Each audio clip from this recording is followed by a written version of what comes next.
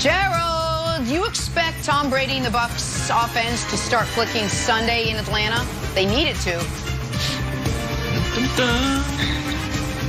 They definitely need to. And if any week is the week to do it, going against the Atlanta defense, this is the week. But here's what the Bucs have to stop doing, okay? If you get behind the chains, please stop throwing the ball deep 3 times in a row. Can we stop doing that, please? Please. Oh, I okay. like that. What is the point of going out and getting Shady McCoy, Leonard Fournette, for the first 8-9 weeks having a top 5 running back if you're not going to run the ball? At this point in Tom Brady's career, he needs a lot of different things. He picked Tampa for a reason. One of those reasons is all the weapons. Tom Brady's entire career has been built off play-action pass. He's best when his teams run the ball, when he can use and utilize his running backs. The Bucs get away from the run way too much. There's no reason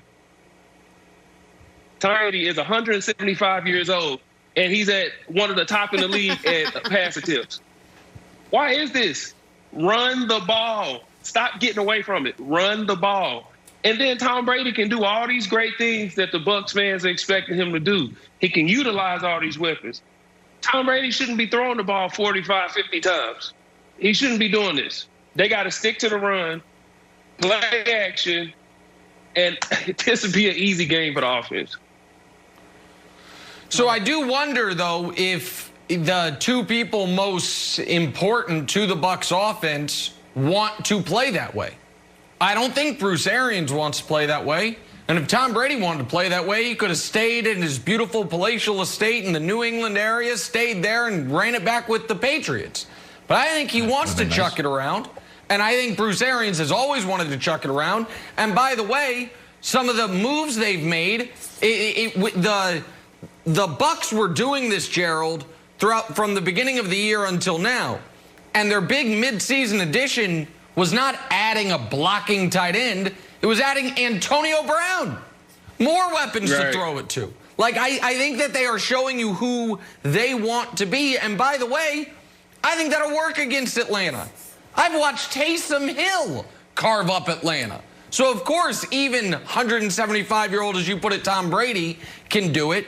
But I think it'll be fool's gold. Because I think, to your point, I don't think this Bucs offense functions against teams with a legitimate pass rush because they don't run the ball to, get the pass rush off balance. Teams tee off on Brady, and Brady, understandably, is not in the business of taking big hits anymore. He's been in the league 21 years. Like, I get it. I'm not blaming him for that, but he is not going to stand in the pocket and take those hits. So I'm of the belief, Gerald, the Bucs could win their final 4 games. They already won last week, obviously, but twice against Atlanta and against Detroit in the middle, and not have solved any of their issues. And go into the playoffs, one of those hot teams riding momentum, but the reason that they got those 5 losses earlier could still all exist, just none of their opponents down the stretch can expose it on them, Gerald.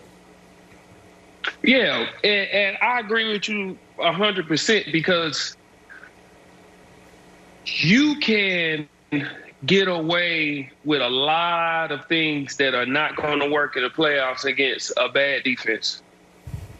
So you can go into the playoffs feeling like, oh, yeah, this is it. This is what's going to work. But Tom Brady has 6 rings.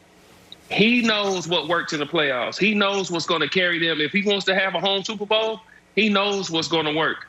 And if they believe that him throwing the ball 40 times a game is going to get them to the Super Bowl at home, more power to you. But that ain't going to do it. They got to run the ball. And why not work on the things you need to work on against a defense like this? Score early, get some momentum, and then start working on your stuff. These are the types of games to do it. The only problem is it is a division opponent. And the Bucs always have an issue with splitting with Atlanta. They don't need to do that. So they need to go in there, score early, and then start running the ball. Work at it. If they don't, I'm telling you, it's not going to be pretty in the playoffs. So the splits between their pass attempts and rush attempts have been out of whack all year. But last week against the Vikings, they actually ran the ball more than they passed. And Tom Brady had the longest pass in the NFL. In the last few games, he's been 6 for 11 on deep passes. And there's one other thing, Gerald, that I wanted to ask you about. I think the Falcons might have a Lamar Jackson type performance against Tom Brady. And I don't mean rushing for a lot of yards. I mean taking a bathroom break in the middle of the game because they're scared of watching Tom Brady. Tom Brady, like you said, Jenna, 6-0, greatest comeback of all time, averages 318 pass yards, 13 touchdowns, 2 interceptions. So the question is this. I like to see it like Tom Brady doesn't lose to the Falcons. And I know it's a brand new roster. Do you think that's actually a mental edge, or it's like, no, it's just the same? It's the same. People have different uniforms on. It's a whole, everything's been overhauled. That's not a thing. I don't believe it's a thing. I think Atlanta's going to see the Buccaneers. I believe Atlanta's going to see the Buccaneers coming into their place. And just because it's Tom Brady, you respect him for what he's done. But this is a division opponent. He's just the person with the ball in his hand at this point. You know, he had an added advantage with a different coach that was coaching him, so that helps out a lot. Gerald, it feels to me this year there have been 2 either semi-prominent to prominent critics of Tom Brady nationally. Semi-prominent is your old buddy Nick Wright. And the prominent one is his head coach, Bruce Arians. And while Brady maybe expects it from me, I don't think he necessarily expected it from Bruce Arians. What do you now? I know that Bruce came out this week and gave him flowers, but he has been very, I would call it honest in the media, certainly more honest than Brady's used to with Belichick. Yeah. What do you make of those public comments thus far this year about his quarterback? A couple things. He did warn him. He said that he was going to treat him like he treated everybody else. Nobody believed it. He stuck to it. And secondly, his style of criticizing his starting quarterback, I don't agree with it when it comes to Tom Brady. You can say we can play better in certain areas, but to call out your quarterback, Tom Brady being that, it just doesn't sit well publicly, and it can cause a lot of distractions that you don't need. And I don't care what Tom Brady says. He doesn't like it. But one thing that I've seen a lot of from Bruce Arians is a lot of this.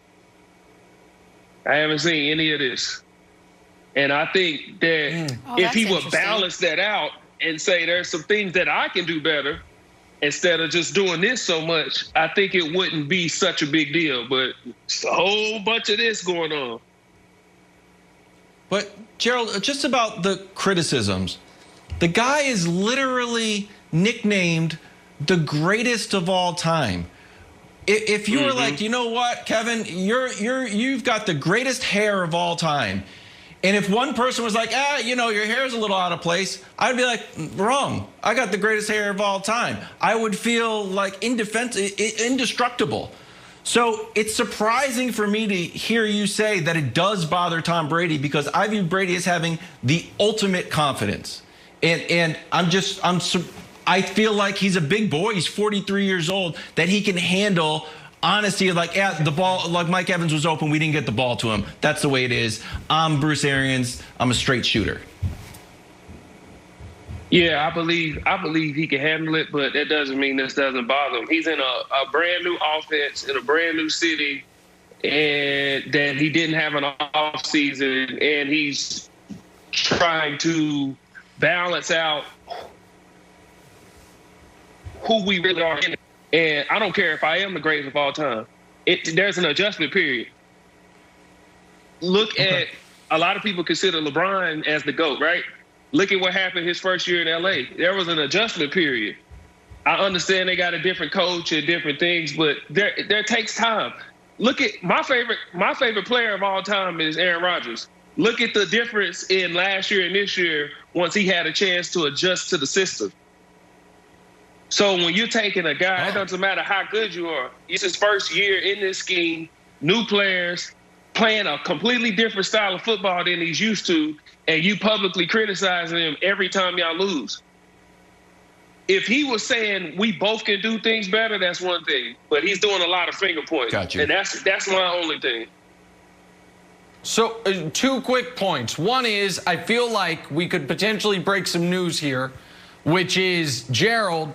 Now you do have, Don't say it. Let's call it a pretty obvious history of picking warm weather, guy Oklahoma to Tampa to Carolina to Dallas. I'm not saying you don't like to be cold, but if you could get over that, I feel like the Packers are always looking for somebody next to Kenny Clark. You just said Aaron Rodgers, your favorite player of all time. I'm just saying, Brian Gutekunst, get on the phone.